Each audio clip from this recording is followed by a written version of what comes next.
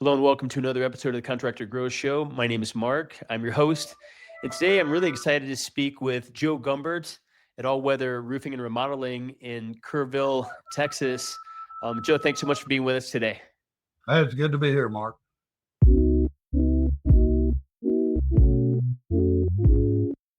Yeah, so you've got a great business, man. You've been around for a long time, since 92. We've taken a look, third generation, builder. I'd love just to hear the story of how you kind of got started with All Weather Roofing and Remodeling and where you guys are at today. Uh, well, I guess I've been on a roof since I was 5. Um, you could, you can say that's the cheapest daycare ever. I remember when I, I was so little that I could only carry 2 shingles up the roof at a time. I'm thinking by the time it took me to get more shingles, Dad already had those shingles down very quickly. Uh, Yeah, I'll but, bet. but yeah, definitely kept me out of trouble. That's for sure. Uh-huh. Amazing. And third generation roofer, was your granddad doing this as well? Actually, it was my great uncle that actually taught my dad. Okay. Great. And so Kerrville, you're over there in the hill country. How has it been? Since 92, what's that, I don't know, is that 40 years almost? What has the journey been like to be in the same industry here for 40 years? You must have just a ton of, reference businesses coming in. Tell me Oh a little bit yeah. about the journey over the last 40 years being a roofer in Kerrville. Um, a lot of the biggest thing in the beginning was mainly word of mouth. I mean, uh, you do a good job for one client, and the next thing you know, their neighbors are calling or their friends and family. Uh-huh. Interesting. Okay. And then, Joe, what's the size of your team? Do you work with a bunch of subs, or is it kind of temporary crew, or you guys I, have, I do. I work with a bunch of subs. I mean, back in the early days, I was actually the roofer, on the job, driving the nail with the hammer, the whole full 9 yards. But nowadays, uh, I ran into a public adjuster and they introduced me to a program, and it's like, really? There's a price out there that I can use instead of making up myself. And that's what kind of led me into fighting with the insurance company. Uh, because basically, if the insurance company gives you $5, you can guarantee they should have gave you 100. yeah, right. And because they're in the business to get your premium, they're not in the business to pay for a claim. Uh-huh. Interesting. So, do you wrestle with the insurance companies and what you guys are doing, or do you have kind of your adjuster buddy kind of like handling that? And that's kind of a key part of your team. No, I mean, I literally go out to the properties and find all the damages that the insurance companies don't want to find. And Uh-huh. the basic problem is you take your adjuster, a month ago, he might have been bagging your groceries at the grocery store, because to get that license, he's only got to take a 3-day class. And so he's not going to Oh. know anything about construction. And Uh-huh. so, and he's getting paid a flat fee. And always remember, he works for the insurance company, not you. And Uh-huh. so the faster he gets through that claim and document it, the faster he gets to move on and go to another job. And that's the reason they try to squeeze in an actual catastrophe area. They're trying to squeeze in 6 jobs a day. Well, there's no way you can assess a true damaged property uh, in just 30 minutes. And they try to do that all the time. And that's where I come in. I spend 4 or 5 hours on the property documenting all the damage, because at the end of the day, the insurance company is not, if it's not documented, they're not paying for it. Uh, Uh-huh. so, and that's the biggest thing is nobody tells you that, hey, yeah, your roof is damaged, but what about your air conditioner condenser? What about your siding? What about your front door, your windows? Uh-huh. I mean, hailstorms don't just hit the roof; it gets all over the house. Right, right. Interesting. So, I mean, we've actually had a couple of, amazing guests here on the show that, like you, I mean, they really focus on this kind of insurance piece, and they almost saw it as almost like justice for the homeowner, where they're going out and they're really documenting things. They know that the insurance company is going to kind of going to try to screw over the homeowner. So, I mean, is that a big part of your business? Is actually going out, for insurance claims, making sure that you're like really doing a deep inspection of that house, documenting everything, maybe not only doing the roof, but also taking care of the air conditioner, the front door, the windows. I mean, the things you're talking about. We do it all. And that's the big key, and you take an adjuster that doesn't have any construction background. Say he like a property that we're doing right now. Uh we got all the siding replaced, but the insurance adjuster didn't say, hey, we got to remove the electrical panel that's attached to that siding. We got to put in a temporary panel to run the house while the siding's been, you know, installed. And then we got to put that electrical panel back. You know, if you Mhm. don't know the steps that are needed, then you're not getting paid for those steps. And that's what it's all about in documenting is you got to know what it takes to disassemble that electrical panel and put it back and what it takes to actually run that house while that panel is not on the house, Aha. because you've got to pull that meter off of that house and set it on a temporary pole before you can reinstall it. Right. Okay. Interesting. What percentage of your business is insurance claims versus folks that are just contacting you because they're finding you with referrals and different things that have nothing to do with insurance at all? 95%. I mean, that's like I got a call. Oh, I guess it was 3 days ago. A gentleman all he wanted to do was add an exhaust vent to his roof. And Uh-huh. because he put in a new vent hood, above his stove. And so as I was there to assess the property and give him a quote for that, turned out he was hit with a large hailstorm and his entire house needs to be in a claim. And so we're still doing the vent hood, but now we're opening up an entire insurance claim on top of it. Interesting. Okay. And then can I ask Joe, I mean, what is the kind of size of your crew? How much does it kind of fluctuate? I mean, just even a range, it's probably seasonally kind of adjusted and stuff, but I mean, what tends to be about the size of your crew on average? About 6 to 8 guys, Okay. All right. and that for the roof to get done in 2 days, 6 or 8 guys. The siding crews, normally 2 or 3, and then you're obviously your electrical is going to be a subcontractor.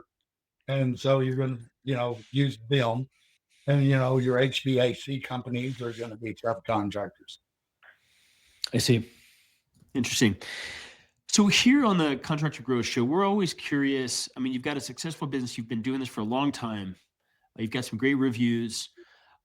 If I can ask you just a little bit about your process of kind of sales, not looking for specifics here, but more like your sales process.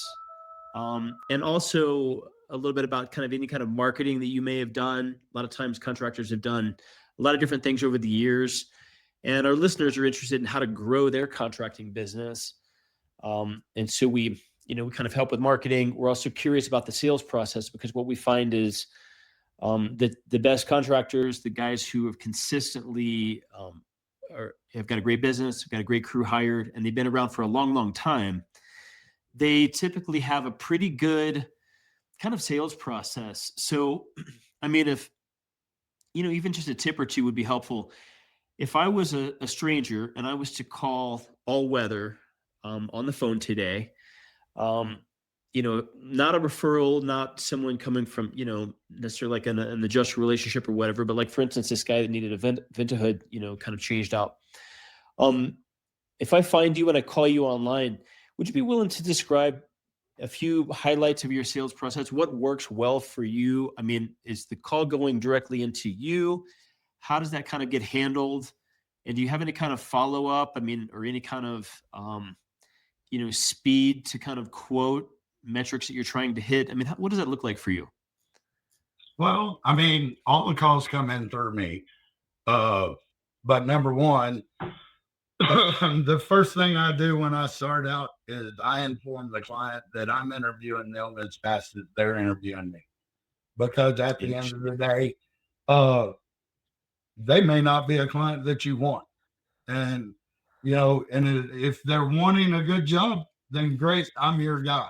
But if you're trying to take shortcuts, then you need to go find Bob Roofer and let him do your shortcuts. Love it. I mean, Amazing. I've literally had a client ask me, how much money can I make on this claim? And I'm Okay. like, well, I don't know. I guess you'd have to find that another roofer because I'm not your man. Uh-huh. You know, Interesting. and I've even told them if I wanted to break the law, I'd sell drugs because I hear they get repeat customers. Right. Right. Probably more profitable than what you're doing right now, too. But Well, I mean, insurance fraud is, it's a crime, and uh-huh. if you get a client that's wanting to do fraud, I mean, you're better off just to walk away. Uh-huh. Interesting. Can I ask how often do you turn someone down? How much does that even come up when you interview a client just as much as they're interviewing you, and you hear something that 65%. 65% of the people that call you, you're saying I'm not the right guy for it? Yes. Unbelievable. Wow. Well, and what it is 30 years ago, people's deductible was $250, $500. And so you take your average homeowner, they're in their 50s. And so they're used to those deductibles being submerged by your roofing company. Well, nowadays, with the Texas laws have changed, your actual client can be audited. And so you've got to make sure you're not only protecting yourself, you're protecting your client. So if they're already in the mentality of how much money can I make on this client, you might as well walk away because all you're going to end up is in a crash. Amazing. Okay, guys, I want to like point this out right here because Joe just said something kind of miraculous. I mean, a lot of us are walking around taking all the business that we can get. Joe's been around the block. He's been in business here for 92 years. He grew up on a roof since he was 5 years old. He could only carry 2 shingles. And the calls that come in for Joe and All Weather Roofing, he's actually turning down 2/3 of them. Okay. And he's got a great business with the third that's left. So, I mean, I absolutely love that advice. And I really, I mean, we're going to like be studying that here with my team. Right. I mean, it's easy to want to make a buck and to want to just take whoever comes along, but literally over half of the people that come and ask Joe to pay him tens of thousands of dollars to do his work, he's saying no, right? Because he's been around long enough to understand that there's liability in this. If I take on the wrong people, there's maybe a mismatch in values, right? And so I absolutely love to hear that advice. That's fantastic, Joe. Thank you. Um, regarding what you guys are doing now, I mean, to grow the business, you guys have got a big referral book of business. You have probably some adjusters that are kind of referring you guys, and connect with insurance companies. Do you guys do any other forms of outreach? Do you have any billboards? Do you do any radio, any kind of marketing to find new customers, or everything that comes in just kind of referral for you guys? Most of it's referrals. Okay. When like you take the claim that we just got settled, was with an Allstate uh, insurance company. They originally came in at $26,000. That's what they wanted to pay. We just settled it at 107. Wow. I mean, you're talking about over 300% price increase. But that's what I mean by that's how bad the insurance company tries to get a homeowner. And don't doubt it at all those insurance adjusters are salesmen because they're trying to sell you the idea that they gave you the best money for your buck. When in reality, that $5 should have again been 100. Wow. Amazing. I'm taking notes here. Um, well, fantastic. Well, I guess just Joe, really last question that I have for you here. I mean, you guys been doing this a long time. You're really kind of a stable business. You got your thing down really well. Um, I mean, what does the future look like for you guys? Do you think that, I mean, here in the next year, are you looking to grow the business some, or you think, you just really kind of a nice stable place where you guys are at? I mean, I'm running anywhere from 6 to 800,000 a year, and it's pretty a comfortable scenario for me. Um, you try to push the envelope, and like my dad's always said, at the end of the day, if you got 8 guys on the roof, your weakest element on that roof is your weakest employee. And Hmm. so just as clients, you need to be picky with your employees, you need to be picky with also. Because even that guy that's only putting down a square an hour, if he's screwing that square up, then if he was on that job for say 15 hours, then that means he put down 15 squares.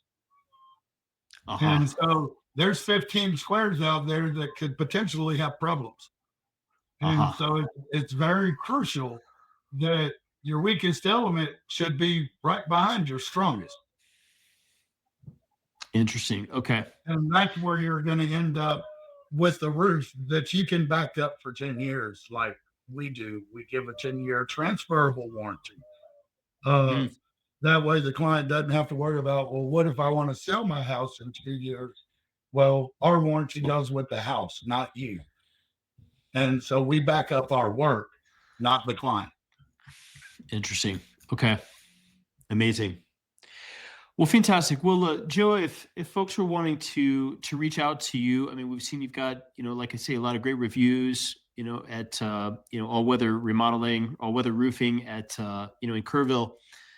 What are a couple of good ways to reach out to you? I mean, with a phone number, email, website, what's the best way for someone to get in touch if they're looking for a great roofer and remodeler in your area? Yeah, just give me a call. Number's 830-377-3246. Okay, fantastic.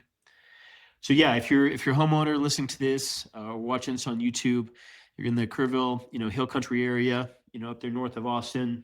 Amazing location in the country. We love that area up there. Give Joe a call if you're looking to do some. If you need someone to come out and give you kind of a quote and some kind of justice around insurance, so that you get the right sort of payout for them. Or if you're just looking for a roofer remodeler, best way to get in touch with Joe is 830-377-3246. Fantastic, Joe. Thank you so much for being on the show today. And we'd love to have you on at some point in the future as well. Thanks, Mark. It was good being here.